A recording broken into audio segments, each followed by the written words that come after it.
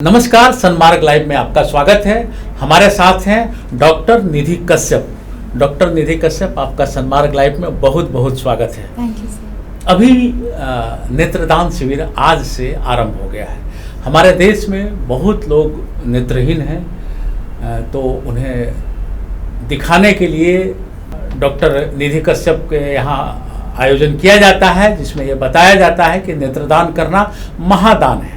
तो डॉक्टर निधि, ये सबसे पहले हमारे सन्मार्ग लाइव के दर्शकों को बताएं कि ये नेत्रदान कैसे करती हैं आप लोग, कैसे कलेक्ट कैसे करती हैं आप लोग, और क्या होता है, कैसे कैसे होता है। नेत्रदान करने के समय अगर किसी भी व्यक्ति की मृत्यु होती है तो उसके करीबन रिश्तेदार किसी भी आई बैंक को फ़ोन कर सकते हैं और हमारी टीम वहाँ पे जाके उनका नेत्र हम लोग लेके आ सकते हैं।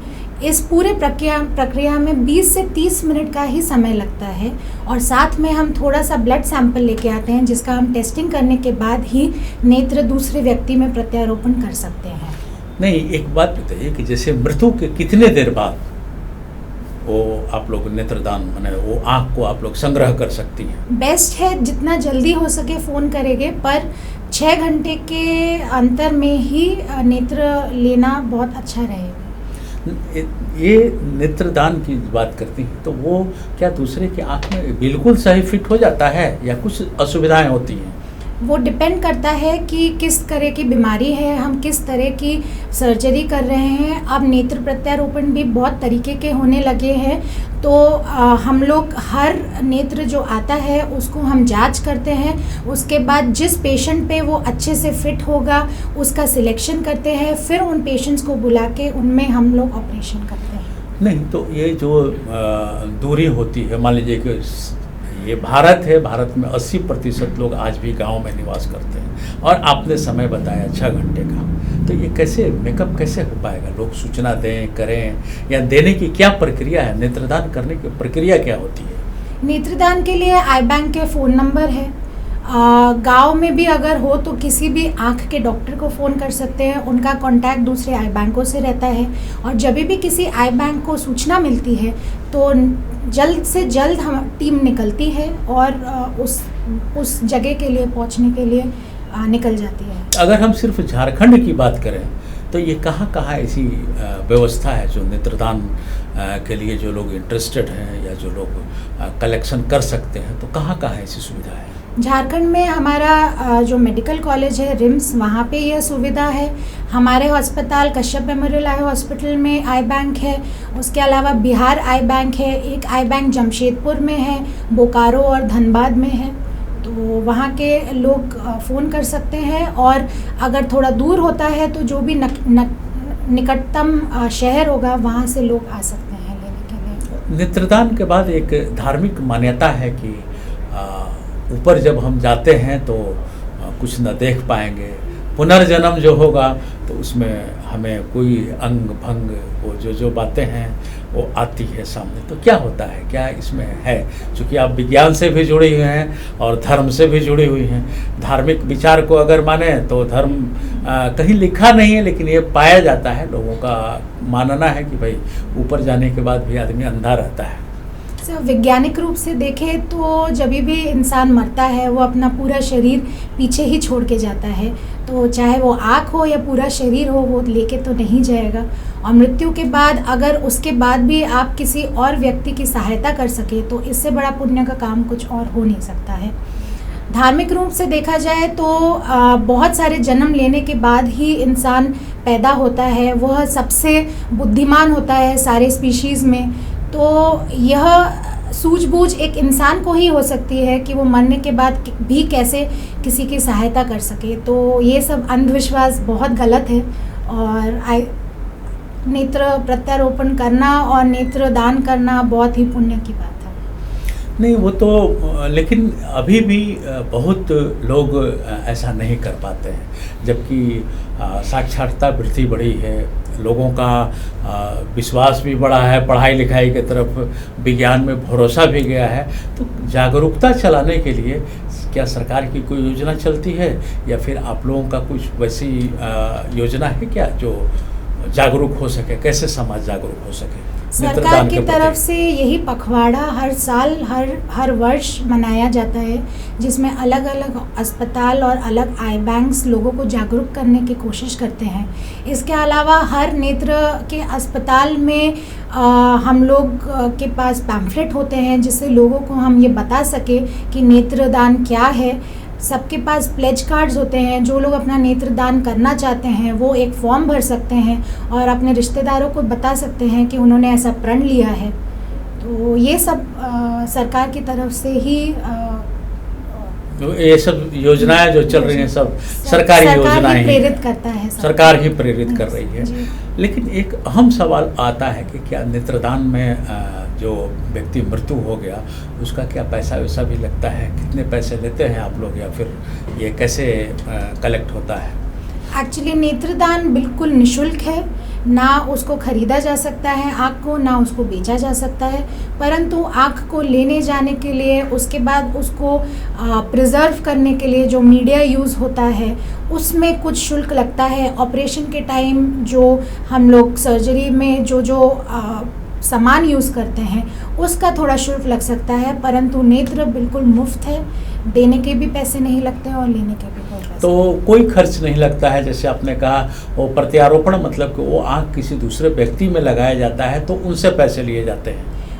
उसके सिर्फ ऑपरेशन के खर्च के पैसे लिए जाते हैं, आँख के कोई पैसे नहीं रहे। और इधर जिनका आँख अगर आप लोग लेती हैं, जो दान करता है, उनके परिजन से जो मृत्यु उपरांत जो होता है, तो क्या उनके परिजन से भी कुछ पैसे लेते हैं आप लोग? नहीं, बिल्कुल नहीं, बिल्कुल मुफ्त है।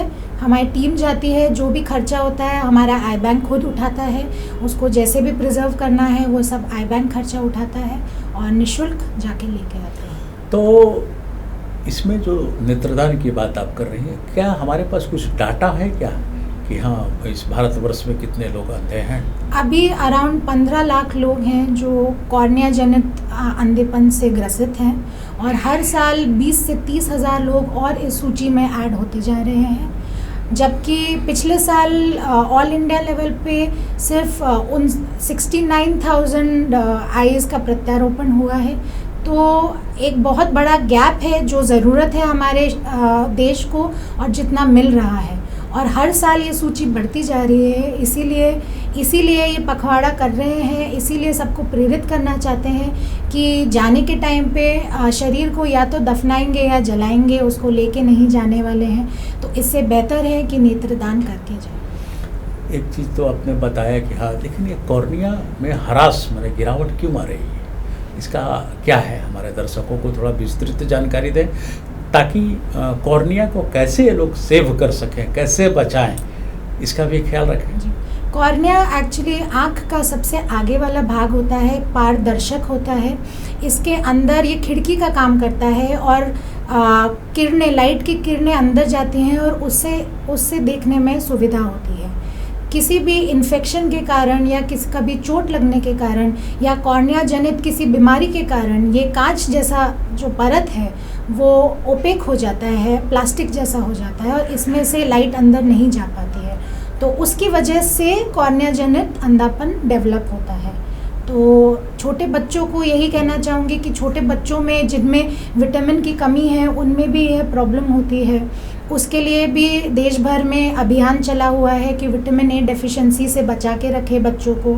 उसके बाद छोटे बच्चों में बहुत बार चोट लगने की वजह से ये दाग हो जाता है और फिर बहुत लंबे टाइम तक उसका ऑपरेशन ना करने की वजह से परमानेंटली एम्ब्लायोपिया में चला जाता है वो आँख। तो बाद में ऑपरेशन करने के बाद भी नज़र बहुत अच्छी नहीं आ पाती। तो माँ बाप सबसे यही विनती है कि अपने बच्चों का ध्यान रखें, उनको उनकी आँखों को चोट से बचाएं। और कुछ बीमारियां हैं जो वंश में चलती हैं, अगर ऐसा होता है तो उनका इलाज तो सिर्फ कॉर्निया प्रत्यारोपण ही है और उससे बचा नहीं जा सकता है। तो जब ऐसा कुछ बीमारी हो तो अपने निकटतम आँख के डॉक्टर को दिखाएं। शुगर के मरीज अभी बहुत ज़्यादा आ रहे हैं और शुगर से भी आँखों की रोशनी पर काफ़ी असर पड़ रहा है, जैसा आप जैसे चिकित्सक ही हमारे जो मित्र हैं बताते हैं। तो क्या उससे भी अंधापन बढ़ रहा है? शुगर की बीमारी से आँख के पर्दे पर ज़्यादा प्रभाव पड़ता है। यह आँख का पिछला वाला भाग होता है जहाँ पे जैसे फिल्म से जो डेवलप होके जो पूरा इमेज बनता है वो पीछे नर्व के द्वारा ब्रेन में जाता है, तो वो भाग ज़्यादा अफेक्ट होता है। पर कॉर्निया में ज़्यादा डायबिटीज़ की वजह से ज़्यादा प्रॉब्लम्स नहीं आती हैं, तो जिन लोगों को शुगर है वो भी नेत्रदान कर सकते हैं। तो ये नेत्रदान लेकर के अभी हम लोग झारखंड की क्या स्थिति है? झारखंड में पूरे भारत में जो टारगेट दिए जाते हैं कि पूरे वर्ष में हम चाहते हैं कि आप एटलीस्ट इतना नेत्रदान हो, उस पूरे टारगेट में झारखंड का टारगेट काफ़ी कम है। 2017-2018 में अराउंड 200 था, पर उसमें से भी हम सिर्फ 19% दैट इज़ 38 आँख ही डोनेट हो पाई, और तो पूरे इंडिया के हिसाब से ये काफ़ी कम है। इसीलिए लोगों को जागरूक करना ज़रूरी है, क्योंकि जो हमारे झारखंड के मरीज़ हैं वो तो यहीं पे हैं, पर उनके लिए प्रत्यारोपण के लिए आंखें नहीं हैं। अच्छा, एक बात बताइए डॉक्टर कश्यप कि नेत्रदान जिनको करना है तो उनके जो संबंधी हैं, रिश्तेदार हैं, वो मर गए, नहीं रहे जी, तो उनके परिजन को क्या क्या सावधानी बरतनी चाहिए? सबसे पहले तो अगर नेत्रदान करना है तो अपने आई बैंक को फ़ोन करिए, उनको बताइए किस स्थिति में कितने बजे मृत्यु हुई है। जब तक उनकी टीम आती है घर पे, तब तक सबसे पहले आपको सावधानी रखना है कि आँख पूरी तरह से बंद हो, खुली ना हो।